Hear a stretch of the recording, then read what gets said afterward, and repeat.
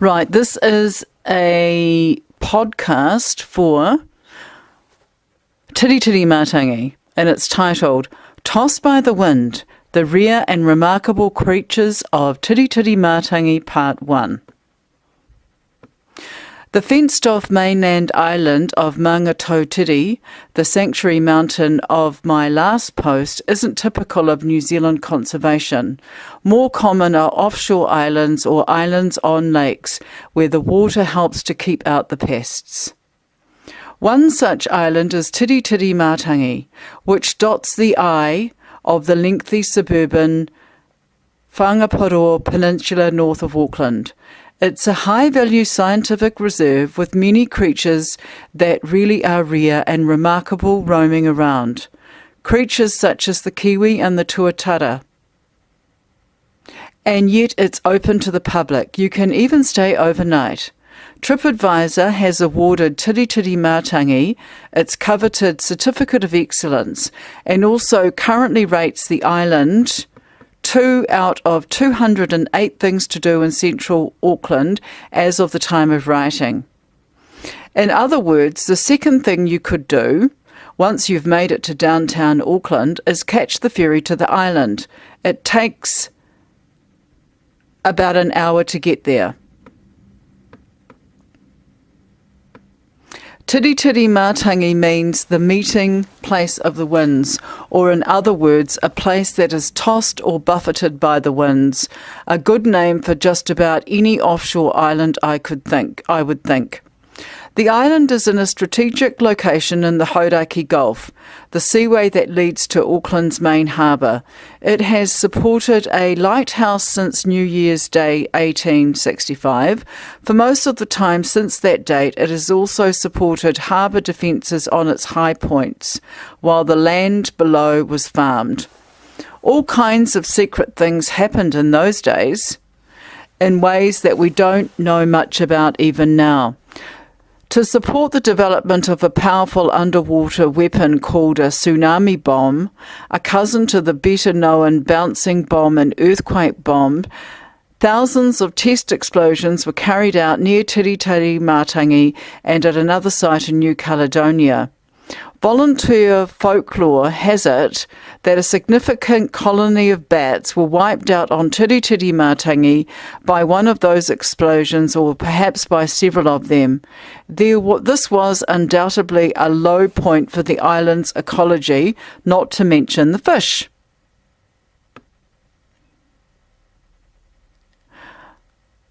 These days, however, there are no more farmers, and the military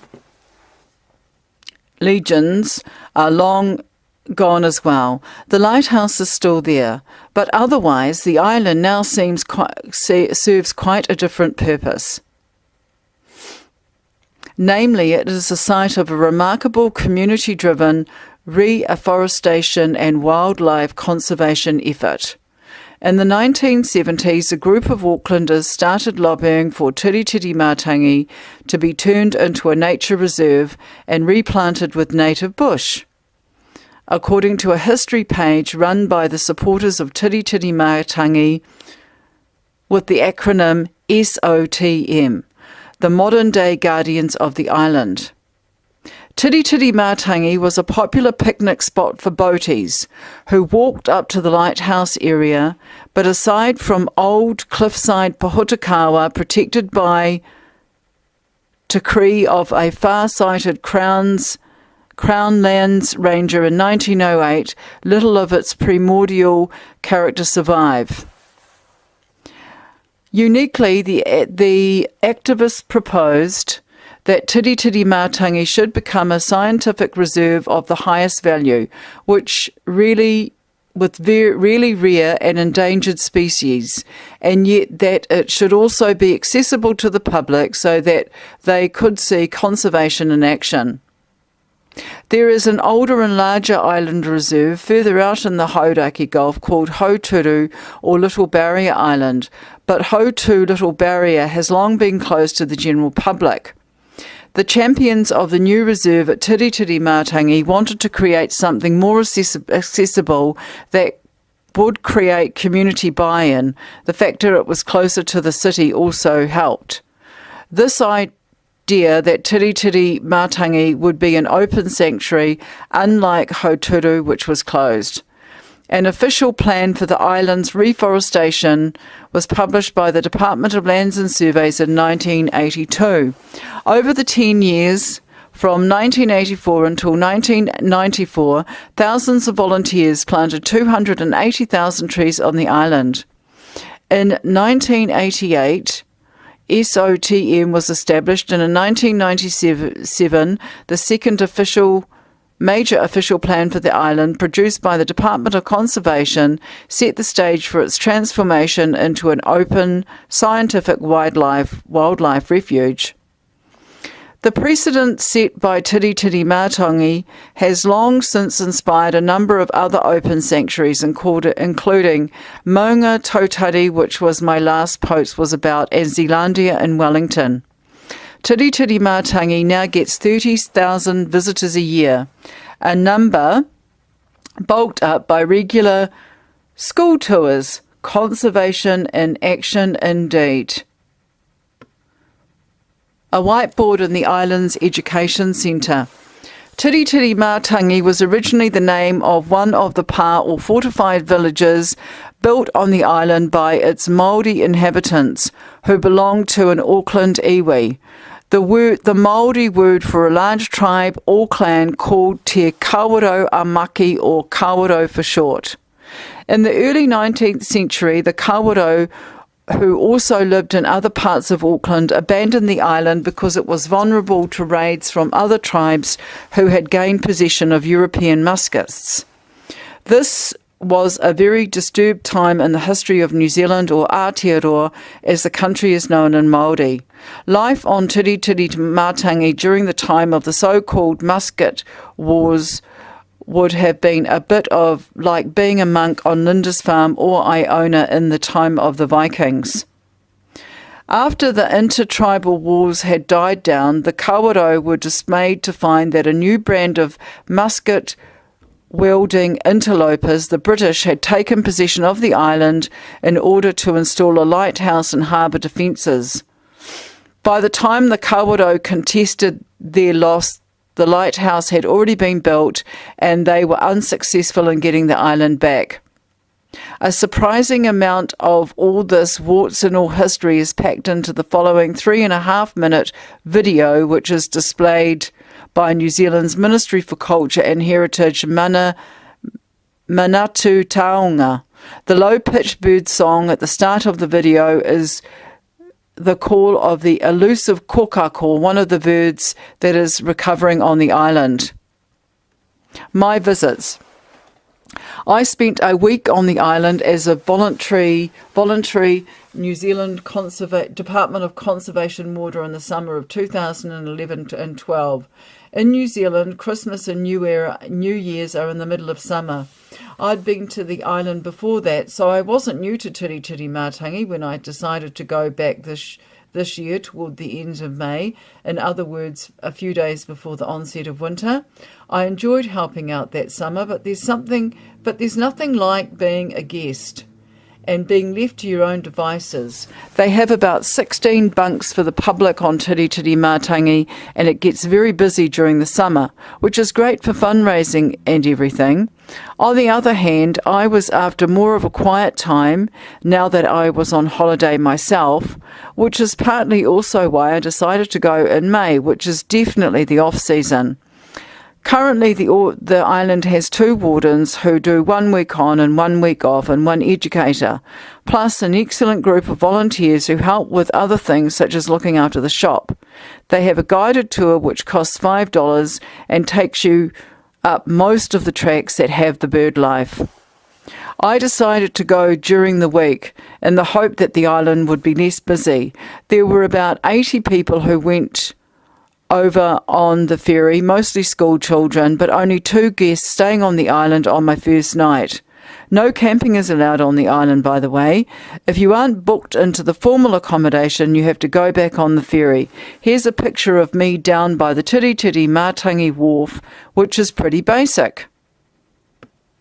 The ferry arrives at about 10:30 or 11, and there were a lot of school children every time, so I didn't want to do the tour. I decided that the best thing to do was to avoid the school children and go up to the Tiritiri Matangi Lighthouse, a tremendously historic piece of industrial heritage by New Zealand standards. Designed in 1861 and first illuminated on New Year's Day 1865. Made from cast iron prefabricated panels, it must have been a very modern structure by the standards of its day. Here's an aerial photograph of the wider complex, which includes the residential bunkhouse as one of the buildings, Wharf Road, the beginnings of the Ridge Track, the gift shop and the education centre. Everything on the island pretty much fans out from this. You can see the shadow of the lighthouse. The signal tower is just to its right. In many old photos, the lighthouse looks dark. It used to be painted red, a colour that comes out nearly black on many old-fashioned photographs. In 1947, its colour was changed to white. Though mostly concerned with the island's ecology, the Society of Tiritiri Matangi, or SOTIM, also wanted to establish a museum around the lighthouse, a museum dedicated to lighthouse technology as opposed to natural things. This will broaden the range of attractions on the island and pull in a wider range of visitors. They also wanted to reopen public access to the lighthouse itself. People used to be able to go inside the lighthouse, but the Ministry of Transport closed it to the public in 1995, which may well have been a fit of excessive bureaucratic risk aversion. Tiritiri Matangi is ideal for a lighthouse technology museum as it retains a full lighthouse complex of the kind that used to be seen in many places 100 years ago. The complex includes a Titanic-era signal tower from which Morse code would have crackled forth across the South Pacific from some improbable apparatus. This would have been a whole team of people on site, not just the lighthouse keeper and his family. In other places, such ancillary buildings are long gone with the march of time and automation, leaving nothing but the automated lighthouse itself. But at Tiritiri Matangi, everything is still there. Fortunately for my holiday purposes, the weather was still warm and humid at the end of May 2019. Even though winter was only a few days away, it was overcast. I was still able to get some amazing views over the sea, which in the low wintry sun made all the more dramatic. As you can see, winter or almost winter is still very green in these parts. The other guest to arrive with me that night was a wonderful German researcher studying juvenile hee-hee or stitchbird, a species that was once extinct outside of Little Barrier or Hauturu, the Hauraki Gulf's remotest and least accessible island sanctuary. These days, Tiritiri Matangi is an important hee-hee hatchery. In fact, 2019 was a record year for hee-hee babies on the island, with over 250 fledged. The male hee-hee has a mostly black head, neck and shoulders, as if it is wearing a medieval executor's hood, and a greyish-brown body. A yellow stripe in between makes a striking wasp-like contrast to the bird's black hood. The Māori word hee-hee refers to those that are long and straight and often means ray in the sense of a beam of light. As such, the hee-hee gets its name from its yellow stripe. This didn't cause old-time Māori to think of wasps, as New Zealand native wasps tend to be black all over. Instead, the stripe reminded Māori of a sunbeam, perhaps even of the emergence of a low westering sun beneath a black cloud just before it sets. There is a picture of an engraving of an extinct North Island subspecies of hee-hee.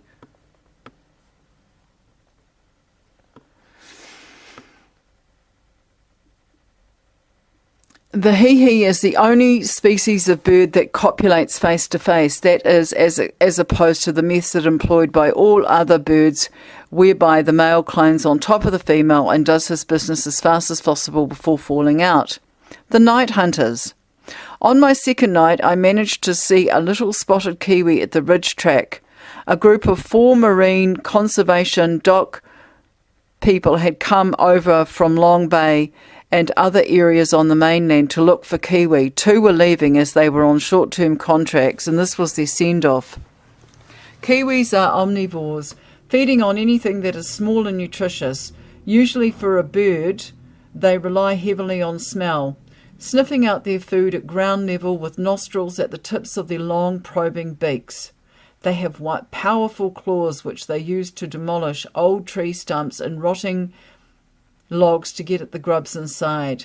There are 5 living species of kiwi, of much the same shape but of different sizes and colorations. The little spotted I saw is the smallest. The largest is the southern brown kiwi or tuko ika, which is further divided into 2 subspecies of slightly differing sizes. Kiwis are strictly nocturnal, apart from the largest and the boldest subspecies of all, the Stewart Island tuko ika, which can often be encountered in broad daylight on the southernmost of New Zealand's 3 main islands, Stewart Island, known to Māori as Rakiura. Rakiura means basking skies, a name that probably derives from the polar aurora that is often seen over Stewart Island, even though it is only 47 degrees south, or from its summer nights not long enough for the biggest of all kiwi to gather the food it needs in darkness. Basically, the kiwi is a bird that evolved to play the role of a hedgehog or an anteater in a land where there were no 4-footed mammals, till they were introduced in the boats of the Māori and later colonists.